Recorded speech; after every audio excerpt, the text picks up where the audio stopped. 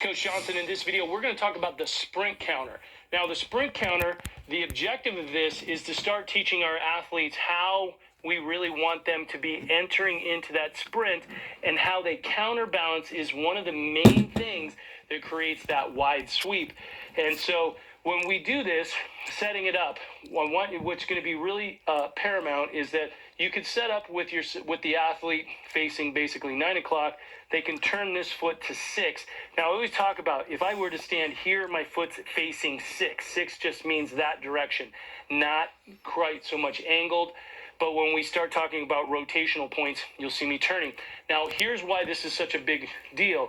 I get my foot at 6. I'm going to basically set myself where I would begin, and I would rotate to this point, right? So what we're doing at this point is we don't want to push this way. We don't want to push the knee forward. We want to push the hip and create the stack. So now you're going to see how the knee's here, foot, knee, hip, chest. You're going to notice I'm going to turn the upper body back. So let me grab a band, and I'm going to show you some of the key positions. And so if you see this, where I'm in this position, you're going to notice that I'm here, and I'm going to push my hip, and you're going to notice there's a slight angle. When I push the hip, and I'm going to be leaning the chest slightly forward, because as I rotate around, which we've talked about in some of the pillar 2, my chest is slightly forward. So now when I'm here, my hip is more over the knee. The mistake a lot of throwers make is this: the orbit's off, the hips are also off, okay? So they wind up getting this position, and that makes it hard to go wide. So what we're trying to do is, by starting with the hip on top of the knee, pushing this. We call this a pillar 3 slide. We actually do resistance work with a barbell, and we teach our athletes how to feel this and feel the obliques firing. So what you're going to do is, when you're in this position, you're here, the chest is slightly forward, and it's back. So as I lean forward, I'm in this position. This is what's going to lead me to my sprint counter drill. And now I'm going to create that nice rotational movement. Now, I just did the drill slightly incorrect. So here's what we're going to do. We're going to see me set here. You see me kind of move that hip. My chest is forward. So you see me on the front, this camera here, you can see that my chest is forward. Here you can see the logo on my shirt. So as I come this way, I'm countering. I'm going to lift this up. I got to slide that hip.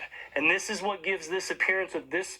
But my hip is forward here. You're going to feel a lot of strength and load, and this is what's hard. So what is happening here is the chest is being delayed, right? The upper body's moving on a longer path, which is why you're going to see me here. So my foot's here and my arm is here, right?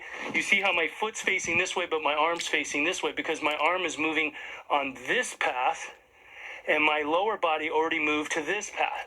So now you're going to see me. That's what creates that nice wide sweep. It's a big part of it. So as I come here and I'm this way, that's when I get that wide sweep. So the sweep action is taught, but it's also a byproduct of keeping the upper body back. So the sprint counter is a very simple drill. When I created this drill, I thought, this is it. This is such an easy drill. My throwers it's going to totally kill it.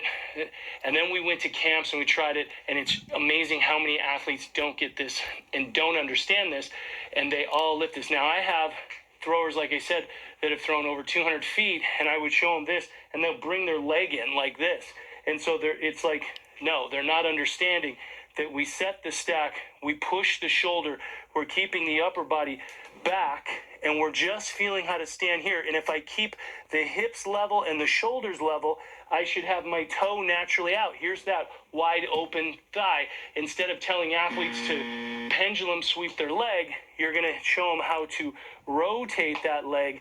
And now we're going to, again, create that rotation like I showed in that puddle 3 drill, where I'm not trying to rotate, I'm setting up the right angle. So the sprint counter leads us, and we usually come from a sprint counter drill. Again, notice the upper body's back. I'll feel my obliques engage. I'm going to pick up my sweep leg, and by default, my knees are open. I'm not doing this because now my hip is not really on top. My hips are behind me. My hip has to be here. That turns my upper body back.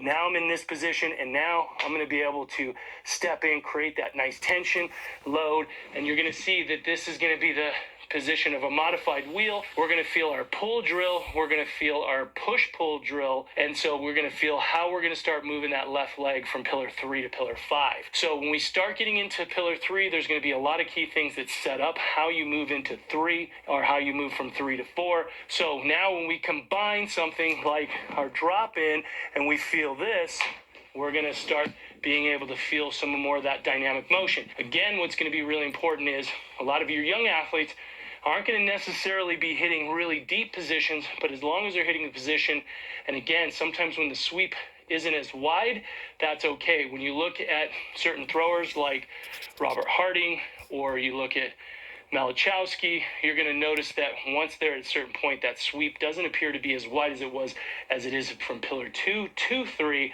and in pillar 3 it doesn't seem quite as wide because it's really wide in 2. Okay, so the sprint counter, you're going to notice, is teaching me this.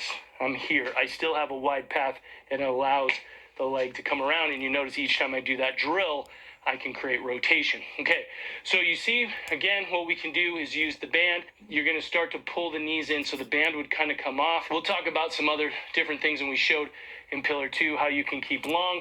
And again, one of the simple things you can do with this drill for when you're trying to teach your athletes is to get the hip in position, get everything back, and you're going to feel this. So you feel that, right? So when I'm here and the hips in front and the arms stretched, I'm going to be here, and then I'm going to be this way, okay?